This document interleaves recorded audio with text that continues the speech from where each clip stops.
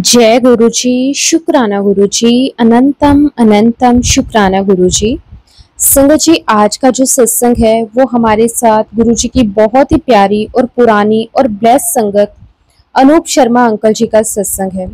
जय गुरुजी, शुक्राना गुरुजी। गुरुजी के चरणों में मेरा कोटि कोटि प्रणाम और उनको नमस्कार, और प्यारी संगत जी को भी मेरा नमस्कार। संगत जी, मैं बहुत ही किस्मत वाला हूँ कि आज गुरुजी ने मुझे ये सेवा बख्शी है कि मैं आप सबके साथ अपने सारे सत्संग शेयर करूं जो गुरुजी महाराज जी ने मुझसे लिखवाए हैं।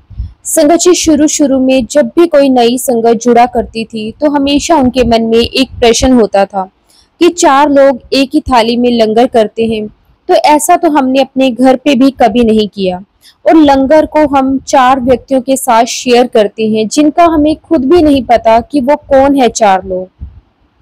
संगत जी, गुरुजी महाराज जी ने मुझे जैसा जैसा लिखवाया है मैं ठीक वैसे वैसे ही पढ़ूंगा। इसमें मेरी अपनी मन की कोई बात नहीं है। तो संगत जी, गुरुजी ने लिखवाया था कि कोई भी संगत अपनी मर्जी नाल मेरे मंदिर दे विच नहीं आ सकती। जे गुरुजी दी आज्ञा हुंदी है तद ही वो वड्डे मंदिर आ सकता है, और गुरुजी की मेहर बहुत जरूरी है। मतलब ये है कि संगत जी, चाहे कोई कितना भी जोर लगा ले, अगर गुरुजी की मर्जी नहीं है तो वो बड़े मंदिर नहीं पहुंच सकता। गुरुजी कहा करते थे कि गुरुजी की दया, उनकी जो मेहर है वो उनके ऊपर होती है, उस पर हमारा कोई अधिकार नहीं होता। इसका मतलब ये है संगत जी कि ऐसा कोई जरूरी नहीं है कि आप बड़े मंदिर जाओगे तो आपको गुरुजी की मेहर होगी। बिल्कुल भी नहीं संगत जी, जब तक गुरुजी नहीं चाहेंगे उनकी मेहर भी, उनकी दया भी आपको नहीं मिल सकती। और गुरुजी ने कहा कि जो जितने सच्चे मन से, श्रद्धा से और विश्वास के साथ मुझसे जुड़ता है वह गुरुजी की मेहर, उनकी दया बहुत जल्दी पा लेता है। किसी को तो मैं एक ही दिन में, एक ही बार में उसके ऊपर दया कर देता हूँ, अपने दर्शन करा देता हूँ, और किसी को कई महीनों लग जाते हैं, कई साल लग जाते हैं। लेकिन गुरुजी अपनी संगत पर कृपा जरूर करते हैं। जिसको जो भी जरूरत होती है गुरुजी महाराज उसे वही देते हैं। और गुरुजी कहा करते थे कि अगर तुम्हारी समस्या बड़ी है, तुम्हारी डिमांड बड़ी है, तो तुम्हें वो मेरी ब्लेसिंग्स मिलने में थोड़ा समय लगेगा। गुरुजी कहते थे कि मुझ पर श्रद्धा रखो, हिम्मत रखो। इस समय के बीच जब भी तुम परेशानियों से घिरे हो, तुम्हें डगमगाना नहीं है। अगर डगमगा गए तो सब कुछ बेकार हो जाएगा। गुरुजी हमेशा कहा करते थे कि गुरुओं के मंदिर में हमेशा अपने गुरु से पहले पहुंचो। संगत जी, हमें बिल्कुल भी ऐसा नहीं करना कि अगर हम किसी सत्संग में जा रहे हैं तो हम गुरुजी के वेलकम करने के बाद जा रहे हैं। और भी कई संगत है जो बहुत लेट आती है और फिर लंगर करके आ जाती है। संगत जी, हर सत्संग में हमें हर हाल में गुरुजी महाराज जी के पहले पहुंचना है। और गुरुजी कहा करते थे कि वहां सत्संग में बैठकर शब्द कीर्तन बहुत ध्यान से सुनो, शब्दों के जरिए जोड़ने की कोशिश करो, क्योंकि उन शब्दों के जरिए तुम्हें तुम्हारी सारी समस्याओं के जवाब मिलेंगे। ऐसा लगेगा कि जो शब्द बज रहे हैं वो सिर्फ तुम्हारे लिए ही बज रहे हैं। हालांकि कोई भी शब्द किसी पर्टिकुलर व्यक्ति के लिए नहीं होता, लेकिन शब्दों के माध्यम से आपको अपने सवालों के जवाब मिलते हैं, आपकी समस्याओं का हल मिलेगा। इसीलिए आपको ऐसा लगेगा कि सत्संग सिर्फ मेरे लिए है। जिस समय तुम्हें शब्द समझ में आने लग जाएंगे, उन शब्द को आपको अपने जीवन में अमल करना है। कहने का मतलब ये है कि संगत जी, अगर आपको शब्द का मतलब समझ में आ गया तो उसको अपने जीवन में अमल करना है, और अगर हम उसे अपने जीवन में अमल नहीं करते तो फिर तो हमारा शब्द सुनना भी व्यर्थ है।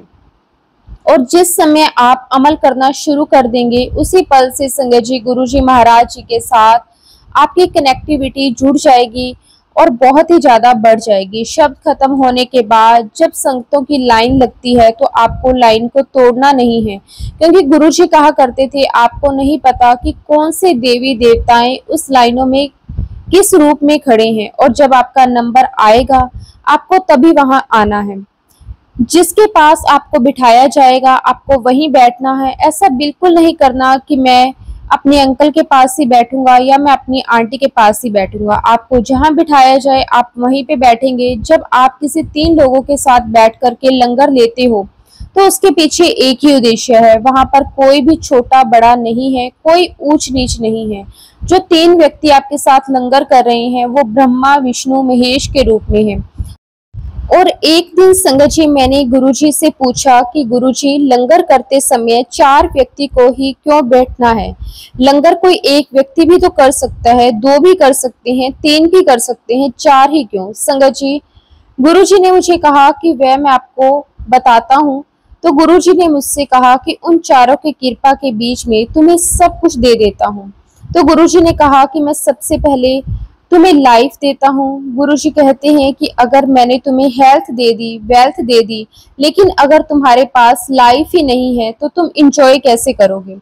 संगत जी सबसे पहले गुरुजी हमें लाइफ देते हैं, उसके बाद गुरुजी ने कहा कि फिर मैं तुम्हें हेल्थ देता हूँ और उसके बाद मैं तुम्हें वेल्थ देता हूँ और दुनियावी चीजें देता हूँ। और इस दुनियावी चीजों में सब आ जाता है, घर हो, मकान हो, आपके बच्चे हो, नौकरी हो, आपकी शादी हो। गुरुजी कहते थे कि मेरे पास सब लोग इन्हीं कामों के लिए ज्यादा आते हैं। और गुरुजी कहा करते थे कि जब आप 4 बंदों के साथ लंगर करते हो तो आपको नहीं पता कि आपको किसके थ्रू लाइफ की ब्लेसिंग्स मिल रही है। हम सोच रहे हैं संगत जी कि वो कोई बंदा है, लेकिन हो सकता है कि वो कोई देवी देवता भी हो सकता है और कोई देवी देवता अपना रूप चेंज करके आपके साथ बैठा हो। इसीलिए आपको नहीं पता कि लाइफ की जो ब्लेसिंग्स है वो आपको किस रूप में मिल रही है। और जब आपके साथ कोई लंगर में कोई दूसरा बंदा बैठा हुआ है तो आपको नहीं पता कि आपको हेल्थ की ब्लेसिंग उससे मिल रही है और उसी प्रकार से आपको नहीं पता कि वेल्थ और दुनियावी चीजों की ब्लेसिंग्स आपको किससे मिल रही है।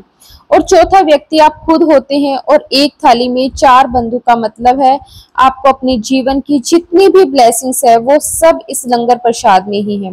और लंगर की महिमा तो इतनी है संगत जी कि जब गुरुजी अपनी फिजिकल फॉर्म में थे तो सभी संगत लंगर बिल्कुल भी नहीं जूठा छोड़ती थी, पूरी थाली चाट चाट कर खा जाती थी ताकि संगत जी जरा सा भी लंगर वेस्ट ना हो। लेकिन गुरुजी महाराज जी कहते थे जो असली चीज है वो मुझसे मांगने कोई नहीं आता था, जो मैं देने के लिए आया हूँ वो मुझसे कोई नहीं मांगता।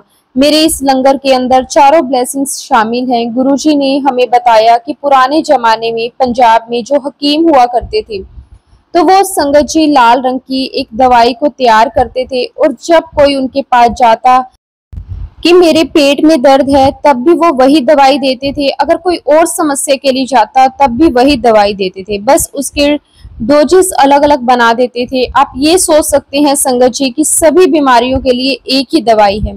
इसीलिए संगत जी गुरुजी महाराज जी कहते हैं कि तुम्हारे जीवन की सभी परेशानियों में इस लंगर के अंदर ही खत्म कर दूंगा, इस लंगर से ही खत्म कर दूंगा। और मैं भी इस लंगर के माध्यम से संगत जो चाहती है मैं उसे दे देता हूँ। मैं बीमारियों को ठीक कर देता हूँ, वो जल्दी ठीक हो जाते हैं, बे औलाद को औलाद मिल जाती है, पैसे मांगने वाले को पैसे मिल जाते हैं, गाड़ी मकान पैसे सारी इच्छाएं मैं सिर्फ और सिर्फ इसी लंगर प्रसाद से पूरी कर देता हूँ। फिर भी लोगों को तसल्ली नहीं है, अपनी श्रद्धा पर विश्वास नहीं है, बस काम हो गया तो सब कुछ भूल जाते हैं, जिसका काम नहीं हुआ वो वैसे ही नाराज हो जाता है और आना बंद कर देता है। वो इस बात को नहीं जानते कि जो काम नहीं हुआ है वह काम उनके लिए सही नहीं था। मैं ज्यादा जानता हूँ कि किसको किस समय किस चीज की जरूरत है। मैं तुम्हारा भूत भविष्य वर्तमान सब कुछ जानता हूँ, इसीलिए मेरे मंदिर आते रहा करो, पता नहीं कि आपके सारे काम कब बन जाएं। गुरुजी कहते थे कि मुझ पर कंडीशन मत लगाया करो। मैंने एक बार गुरुजी से प्रश्न किया कि गुरुजी वो असली चीज क्या है जो लोग आपसे मांगते तो नहीं है। संगत जी गुरुजी ने मुझसे हंसते हुए जवाब दिया कि जो असली चीज मैं देने आया हूँ वो है तुम्हारी भक्ति, जो तुम्हारे साथ ही जाएगी, क्योंकि ये सारी चीजें तो यही रह जानी है। तो मैंने गुरुजी से पूछा कि गुरुजी ये भक्ति क्या है, तो ये कहाँ मिलती है। तो गुरुजी ने कहा कि जब मेरे मंदिर में बैठकर जब तुम शब्द सुनते हो, शब्द को ध्यान से सुनो और उनके शब्दों पर अमल करो। शब्दों के जरिए, ध्यान के जरिए, नाम और सिमरन के जरिए मुझसे जुड़ने की कोशिश करो। अगर मुझसे जुड़ जाओगे तो ये समझ लेना कि तुम्हारा जीवन सफल हो गया और तुम्हारा इस धरती पर आना भी सफल हो गया। गुरुजी ने मुझसे कहा कि भक्ति का मार्ग बहुत कठिन है और जब आप इस भक्ति के मार्ग पर चलते हो तो सारी चीजें मुझ पर छोड़ दो और जिस जिसको जिसकी भी जरूरत है मैं समय समय पर उसको वो देता रहूंगा। समय समय पर मुश्किलें भी आएंगी, उनको सहना भी पड़ेगा। मैं तुम्हारे इम्तिहान भी लूंगा। अगर उस परीक्षा में पास हो गए तो तुम्हारा और तुम्हारे पूरे कुल का, तुम्हारे पूरे परिवार का कल्याण हो जाएगा। अगर फेल हो गए तो तुम्हें फिर दोबारा जन्म लेकर फिर से कोशिश करनी होगी। और अगर तुम्हें जन्म मरण के फेर में नहीं पड़ना तो जब तक तुम मेरे पास आते हो मुझ पर विश्वास रखो, मेरे पास तुम्हारा पूरा कल्याण होगा।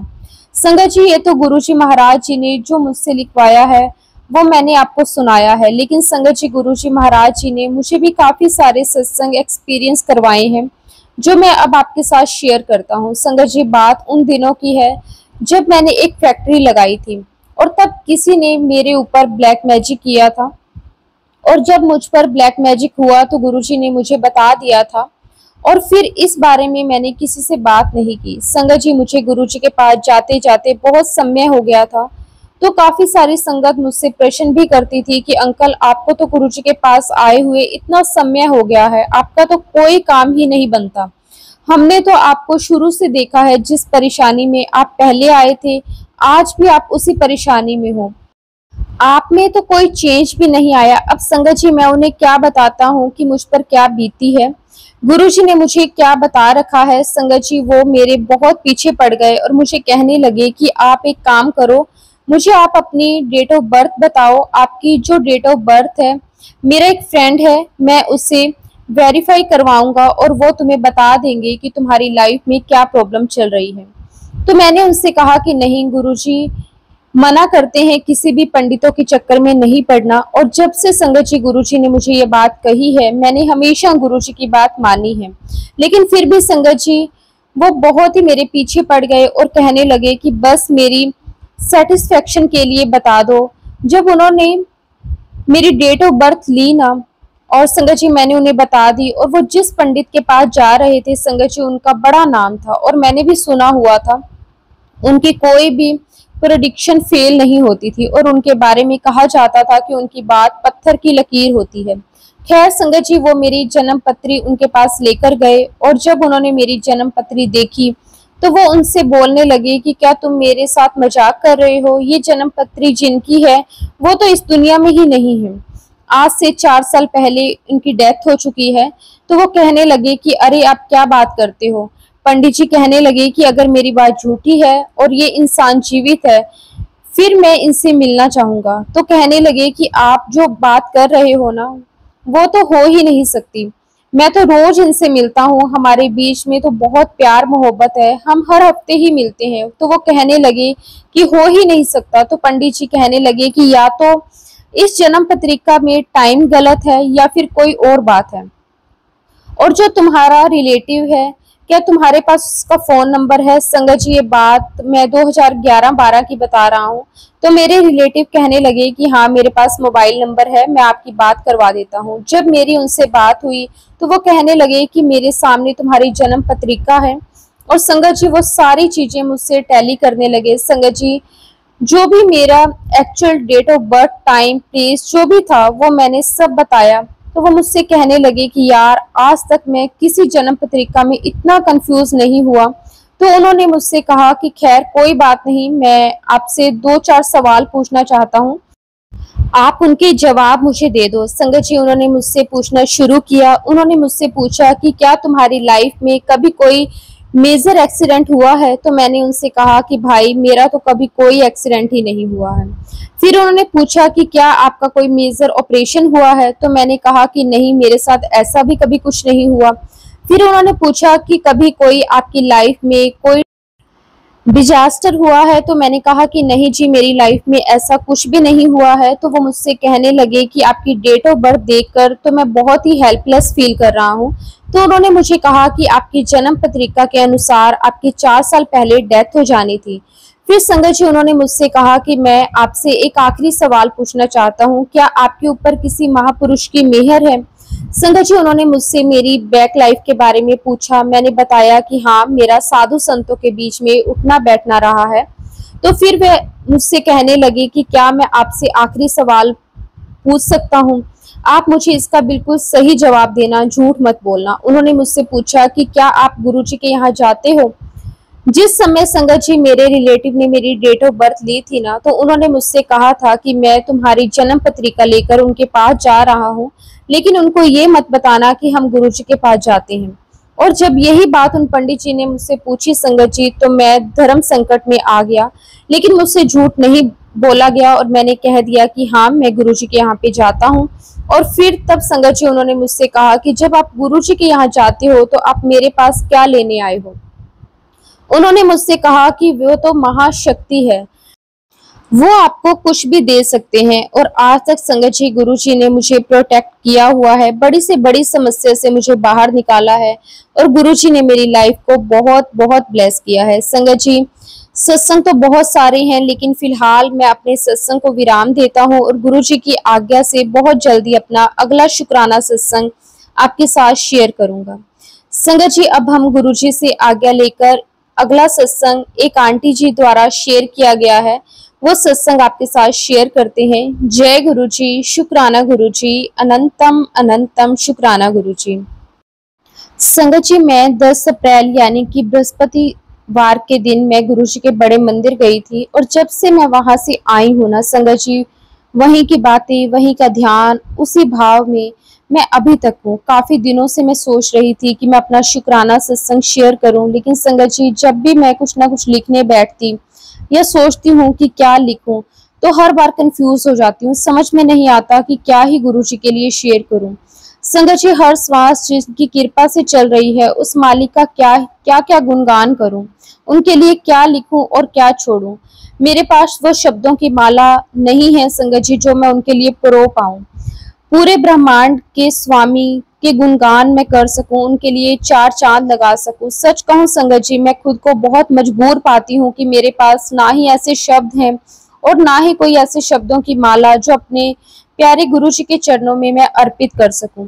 फिर मजबूर होकर गुरुजी को ही पुकारती हूँ कि मेरे प्यारे परमात्मा, मेरे महाशिव, आप ही कोई रास्ता दिखाओ अपनी इस अज्ञानी बेटी को। और फिर संगत जी अंदर से आवाज आती है, तो शुरुआत तो कर, मैं हूं तेरे साथ। संगत जी, हम सभी ये बात अच्छी तरह जानते हैं कि हमें दुख हो या सुख हो, हर पल उस परमात्मा का शुक्रगुजार होना चाहिए, हर पल उनको याद रखना चाहिए। लेकिन हम मानव मन की कमजोरी कहें या जो भी कहें, हम इस ईश्वर को उस वक्त ज्यादा याद करते हैं जब हम किसी परेशानी में उलझे हुए होते हैं। हम करें भी तो क्या करें, उस ब्रह्मांड के स्वामी जिसके आगे हमारी औकात कुछ भी नहीं है, हमारे बस में कुछ भी नहीं है। संगत जी, कहाँ जाएं, किससे कहें? उसी परमात्मा से ही तो कह सकते हैं, जिन्हें हम प्यार से गुरुजी कहते हैं, उन्हीं से तो कहेंगे ना। हमारे गुरुजी सबसे अनोखे, सबसे अलग हैं। अपने भक्त की हर पुकार सुनते हैं, अपनी संगत की आंखों से आंसू तक नहीं आने देते, तुरंत एहसास कराते हैं कि क्यों दुखी है, मैं हूं तेरे साथ। सिर्फ एहसास ही नहीं संगत जी, प्रैक्टिकल करके भी दिखाते हैं। जी हाँ संगत जी, मैं बिल्कुल सच कह रही हूँ। एक बार की बात है, मैं किसी बात को लेकर बहुत ही ज्यादा दुखी थी, आंखों में आंसू बह रहे थे और मैं बस उस वक्त गुरुजी का स्वरूप और उस जगह की सफाई कर रही थी। मैं अपने गम में इतनी डूबी हुई थी, मुझे कुछ समझ में नहीं आ रहा था। बस एक मशीन की तरह मेरे हाथ सफाई कर रहे थे, मन मानो पीड़ा से फट रहा हो। तभी सफाई करते करते मेरी दृष्टि गुरुजी के स्वरूप पर पड़ती है और क्या मेरा दिल धक से रह जाता है। गुरुजी का मुस्कुराता हुआ स्वरूप पूरी तरह अपने चेहरे के भाव बदल चुका था, वह एक रोता हुआ दुखी चेहरे में परिवर्तित हो चुका था। तो मैं सुन रह गई। ये क्या संगत जी, मैं सच बोल रही हूँ, मुझ पर यकीन कीजिए। मेरे पास गुरुजी का छोटा सा सफेद चोले में अपने गाल पर हाथ रखा हुआ स्वरूप है। मैं जिधर भी जाऊं गुरुजी मुस्कुराते हुए उधर ही दिखते हैं। वही वाला बहुत ही प्यारा स्वरूप मेरे पास है, लेकिन आज तो चेहरे के भाव बदले हुए थे। मुझे तुरंत बात समझ में आई कि गुरुजी क्यों दुखी हैं। मैंने गुरुजी के आगे हाथ जोड़े और कहा, गुरुजी मैं नहीं रोऊंगी। और जल्दी से मैंने अपने आंसू पोंछे, फिर मुस्कुराते हुए गुरुजी के आगे खड़ी हो गई और आंखें झुकाकर वहां से हट गई। मुझे बहुत गिल्ट महसूस हो रहा था। 5 मिनट के बाद मैं फिर से वहां आई और गुरुजी को वैसे ही मुस्कुराते हुए पाया। मैंने गुरुजी से माफी मांगी। मुझे लगा कि जैसे गुरुजी कह रहे हो, मुझ पर यकीन है तो फिर ये दुख कैसा, सब कुछ मुझ पर छोड़ और निश्चिंत हो जा, तभी इस पीड़ा से मुक्त हो पाएगी। संगत जी, ये संदेश सिर्फ मेरे लिए नहीं, आप सबके लिए है। संगत जी, दुनिया चलाने वाले गुरुजी हैं। बहुत से लोग कहते हैं कि तुम संगत अपने गुरु को दीवानों की तरह क्यों प्यार करते हो। आज मैं उन लोगों से कहना चाहूंगी कि दूर बैठकर जज करने से कुछ नहीं होगा। हमारे गुरुजी से जुड़ो, समझो, फिर कुछ कहना। हमारे गुरुजी वो गुरु हैं जो अपनी संगत को अपने हृदय में बसाते हैं और अपनी सच्ची और सभी सच्ची संगत के हृदय में बसते भी हैं, हमारे साथ हंसते हैं, हमारे साथ रोते भी हैं। संगत जी, जब गुरुजी शारीरिक रूप में थे उस वक्त अपनी संगत की सारी तकलीफें अपने ऊपर लिया करते थे, खुद तकलीफ सहते थे, खून की उल्टियां करते थे, कभी कभी उन्हें कमजोरी हो जाती थी। जब दूसरों के कर्म वो अपने ऊपर लेते थे, किसी दूसरे के कर्म अपने ऊपर भला कौन ले सकता है। संगत जी, किसी के अंदर इतना सामर्थ्य ही नहीं, बड़े से बड़े ज्ञानी हो या साधु संत, किसी के अंदर इतना सामर्थ्य नहीं कि किसी दूसरे का कष्ट उठा सके, उनके कर्म काट सके। सिर्फ और सिर्फ उस महाशक्ति के अंदर ही वो सामर्थ्य है। वह परम पुरुष, वो परम पिता परमेश्वर, वो सतगुरु, वो महाशिव वही है। सभी के कष्टों को हरने वाले हमारे गुरुजी साक्षात परमात्मा है। सभी के कष्ट हरने वाले उन्हीं में हमने सामर्थ्य देखा है। गुरुजी ने खुद को अपनी संगत के लिए कितना कष्ट दिया है, उन्होंने प्रत्यक्ष करके भी दिखाया है और उस वक्त भी किया है जब वो मानव चोले में थे, आज भी कर रहे हैं। इसका प्रत्यक्ष प्रमाण पुरानी संगत है, जिन्होंने अपनी आंखों से वो सभी मंजर देखे हुए हैं। लाखों की तादाद में आज भी नई संगत है, उनसे जो जुड़ रही है, उनकी कृपा को महसूस कर रही है, पूरी शिद्दत के साथ महसूस करती है। ऐसे ही लोग नहीं कहते कि गुरुजी की संगत अपने गुरु के लिए पूरी दीवानी है।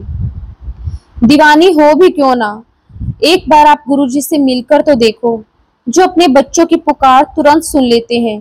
और तो और बड़े मंदिर के रूप में मानवता की सेवा हेतु ऐसा स्थान दिया है जहां हम रोते हुए भी जाते हैं पर हंसते हुए एक सुकून भरी शांति के साथ लौटते हैं।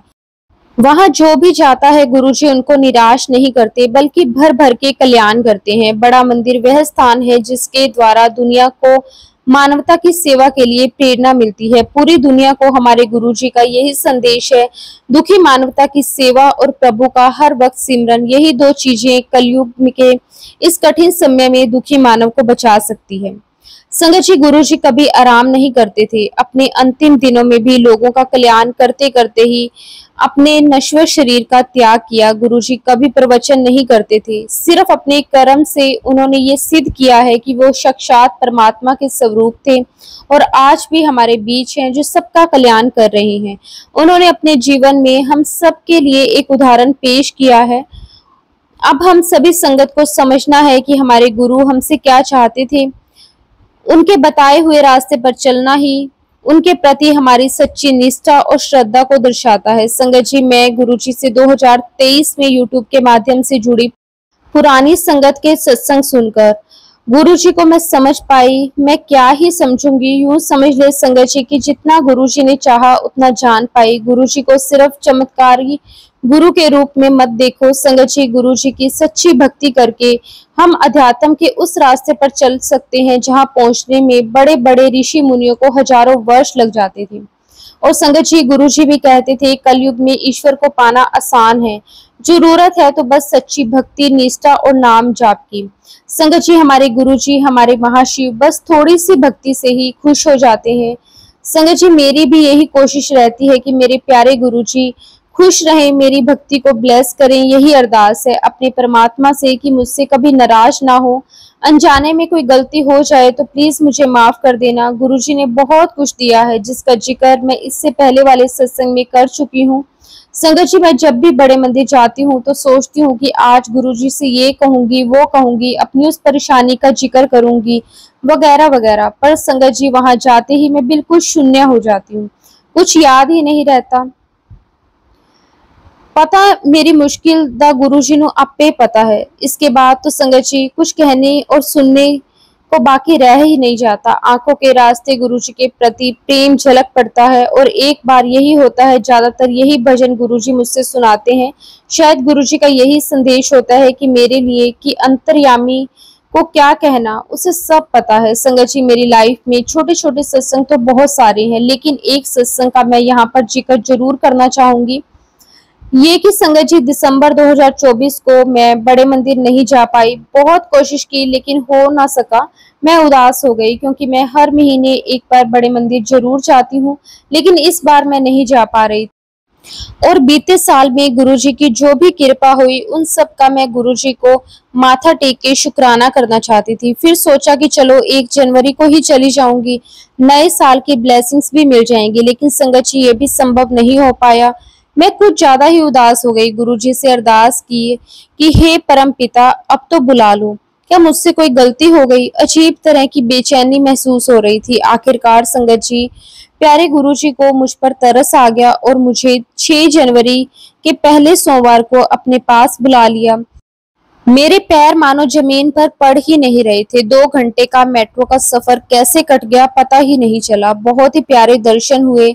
भरकर गुरुजी का शुक्राना किया और गुरुजी की ब्लेसिंग्स लेकर लंगर भवन की तरफ आई। वहां डिवाइन चाय प्रसाद, ब्रेड पकोड़ा प्रसाद और कड़ा प्रसाद ग्रहण किया। प्रसाद ग्रहण करते वक्त हॉल में एक भजन चल रहा था।